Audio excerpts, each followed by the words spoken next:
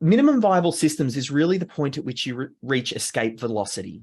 I mean, you put the critical client flow into place, and that answers the question, well, where do I get started? And they're the first 10 to 15 systems that you document.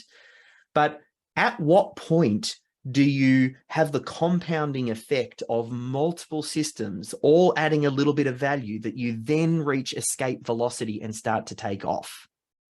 That's the second milestone that we need to get to. And what is the minimum number of systems that your business needs to run? And that then becomes the primary focus of your systems champion. Once they've got the critical client flow down, we then need to work on this next piece, because we know the critical client flow doesn't address all of the different areas in business. So it captures the attention of your prospect. It handles the incoming inquiry and the sales process. It handles the invoicing component and the onboarding, the delivery of a core product or service, and then we get them to come back. But it doesn't address HR or finance or management or some of these other areas.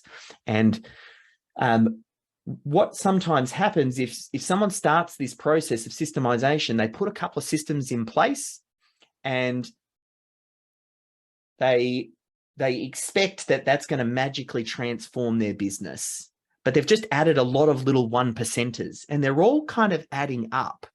And then they might get to a point where we've done the critical client flow, we haven't quite seen the wins that I thought we were going to see, and then they abandon it.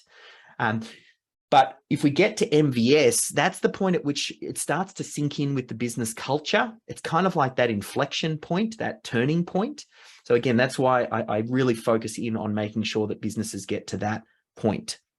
So I'm going to jump back to my iPad and let's see what that looks like. And then you can start to think about it for your business. So I love the metaphor of the human body when thinking about systems. So, the human system is made up of 11 different systems: endocrine, skeletal, nervous, cardiovascular, lymphatic, urinary, muscular. We've got all of these systems going on in here, and the health of your human system, your human body, is determined by these subsystems. And if one of these systems or a couple of them are not performing well, it brings the overall health down of the human body. So that concept of subsystems and their health and how it determines the health of the whole, we can transfer that straight over to business. And we say the same thing: your business system. The health of your business system is determined by the health of the subsystems: marketing, sales, operations, finance, human resources, management. Now, you might use different terms. You might have a different department that I've missed. Maybe, your business is slightly different, and that's okay. But one of the first things that you want to recognize are these departments. And you do that when you go through the systemology book, and we talk about the DRTC, and we start to identify the different departments in your business. And this is important because if one of these departments, oftentimes a business will be strong in certain things, and oftentimes it might be reflective of the business owner. Maybe the business owner is great at sales, or maybe they're great at marketing, and that is okay up until a certain point. But now it just depends just on them. And you might have systems in other parts of the business, but certain areas are undercooked, and that ends up holding back the overall health of the business. So if we kind of drill in and we think about an example here. So if the business system, and I've just used systemology as an example here, the business system, and we see all of the different departments, and we think actually about the critical client flow. If critical client flow is level number 1, and you'll notice what I've done is I've we've applied the 80-20 and we've thought, what are the 20% of the systems that deliver the bulk of the result for each of those different departments? Or what are, and I'll give you some guidelines for this about what are repeatable, delegatable tasks that you can identify underneath this different MVS structure here. But you can see already some of the systems that would appear in the critical client flow will appear over here.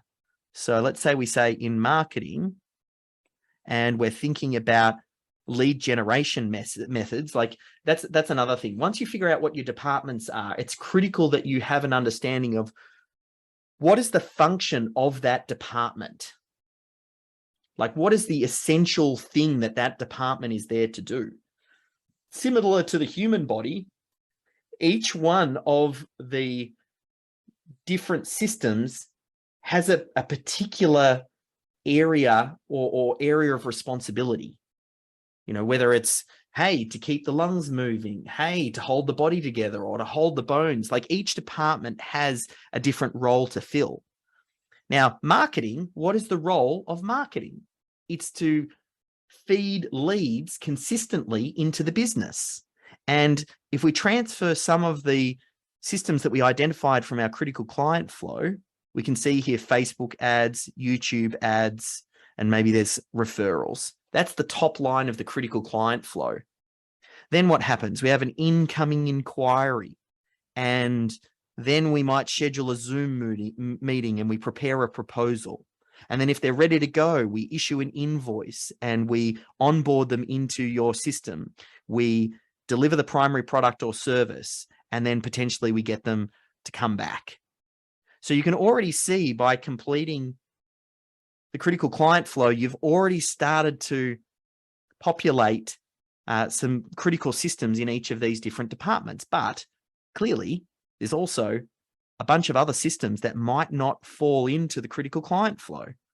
Weekly emails might be important for marketing, but it's not necessarily something that popped up on the CCF. Or maybe underneath sales, having a weekly meeting is important, or reviewing all open leads.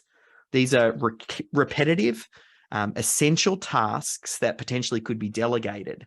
So we'll go through an exercise to identify some of these. And even, like, there are other departments. Very clearly, the finance area is undercooked. Same with HR.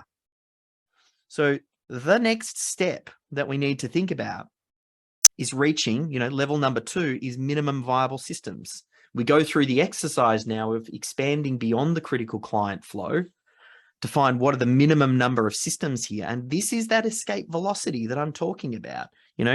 Not much happens for a while, and then we kind of take off. And this is somewhere around here, just as it starts to turn. But it'll feel like not much is happening in the first part of the curve when you're putting your critical client flow into place, because it takes time for the systems to compound, to build that systems culture, to get the team on board, to make sure this is how we do things here, to train new team members.